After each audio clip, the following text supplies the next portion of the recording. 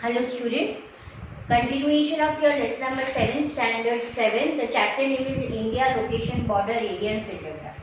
In previous lecture I have explained you about the location, the areas and two topic about your physiography, right? I have explained you northern mountain range, Himalayan mountain range, Himalayas, eastern Himalayas, Purvachal range, mountain range of Himalaya, mountainous region of eastern Himalaya. Today we will study about mountainous region of eastern Himalaya, plains of North India, plateaus of North India, coastal plains of India, islands and desert. Page number 37. Mountainous region of eastern Himalaya. Now in this paragraph they have given us few name of Himalayas which lie in the eastern and southern Himalaya. Like Patkoi Lushi lies in the eastern part of Himalayas, whereas Garo, Kashi, Jayanti, Naga, they are from the southern Himalayas. So you just have to learn these names. Then plains. We come to the plains. Like in physiography, as I said, Himalayas है, फिर plains है, plateaus है, coastal plains है, plains of North India. North part of India में mostly it is a plain area. Plain यानी कि जहाँ पे जो लैंड होती है वो रिवर जो फ्लो होके आता है उससे फॉर्म होती है. Plains to the south of northern mountain range are form by alluvium brought by the Himalayans and peninsular. Over here the word is given peninsular river. Peninsular, what do you mean by peninsular? Peninsular यानी कि वो river जो पूरे साल flow होती है, जैसे Ganga.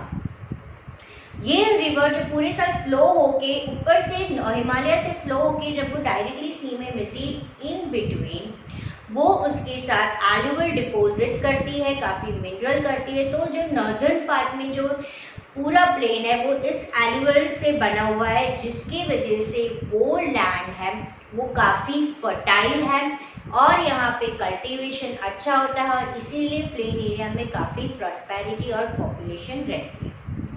Vast area of northern India is covered with this and that is why it is known as plain of North India.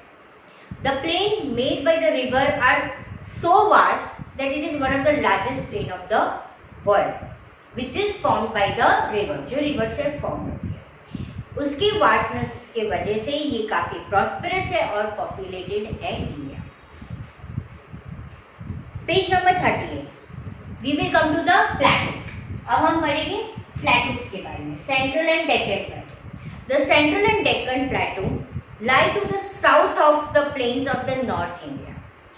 ये ट्राइंगुलर शेप, इसको नीचे ट्राइंगुलर शेप से किया गया. तीनों साइड से पानी है, 3 sides of body surrounded by water और इसीलिए इसको पेनिनसुला बोला जाता है. ये ओल्डेस्ट लैंडमार्क है और इसमें rift valley of Narmada, Son river दोनों ही लोकेटेड. ये प्लेटू फर्दर 2 पार्ट में डिवाइड होता है, Malwa plateau to the north and Deccan plateau to the south. Right, Malwa plateau to the north and Deccan plateau to the south. Soil is not that fertile, पर फिर भी black soil की वजह से कुछ क्रॉप होते हैं और काफी मिनरल्स यहाँ पे हमें मिलते हैं. Now we will move to the plains, but it is a coastal plains. जो कोस्टल एरिया में जो प्लेन्स होते हैं, India is surrounded by seas on all the 3 side. हमें पता है कि तीनों साइड से वो सी से सराउंडेड है. Right, Arabian, it is one side is Arabian sea, bay of Bengal and Indian ocean. Coast line जो इंडिया की है वो 7517 किलोमीटर लॉन्ग है. राइट, तो इंडिया की जो कोस्ट लाइन है वो इतनी लंबी है, उसकी coast line. Coastal region narrow plain से बनी हुई है. Ocean lies on the one side of the coastal plain while peninsula plateau lies on the other.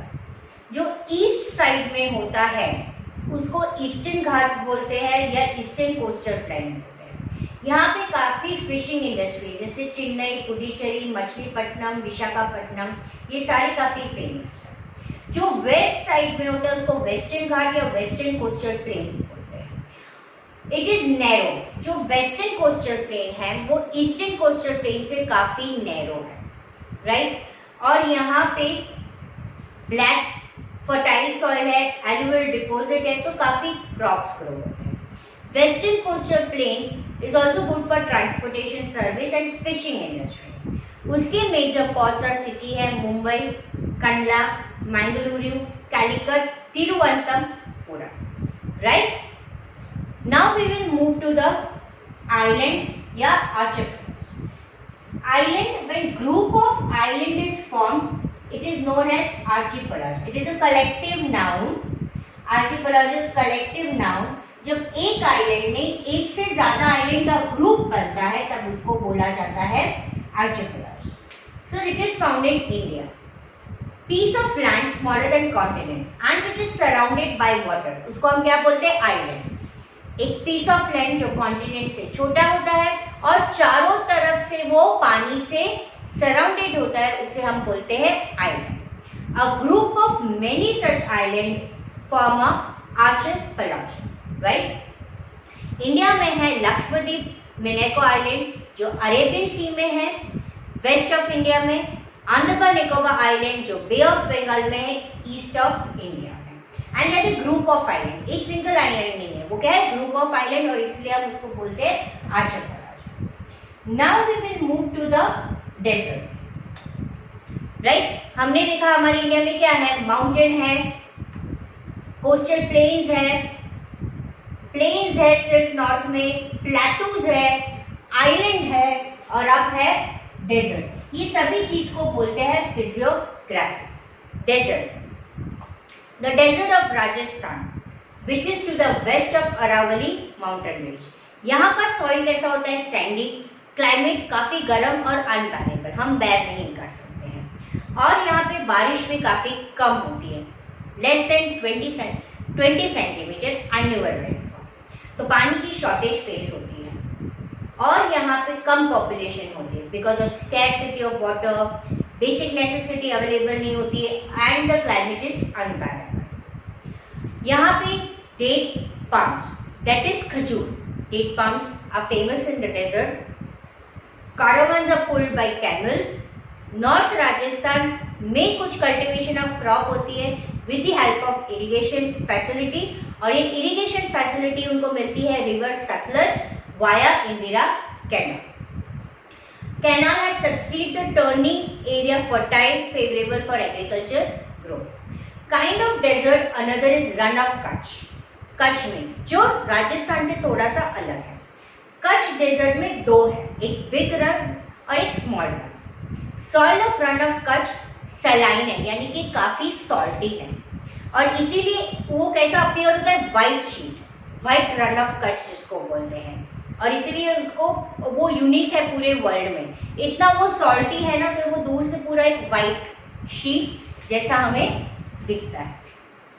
Okay, so this was the last I have explained you physiography, and the chapter number 7 of your standard 7 is finished.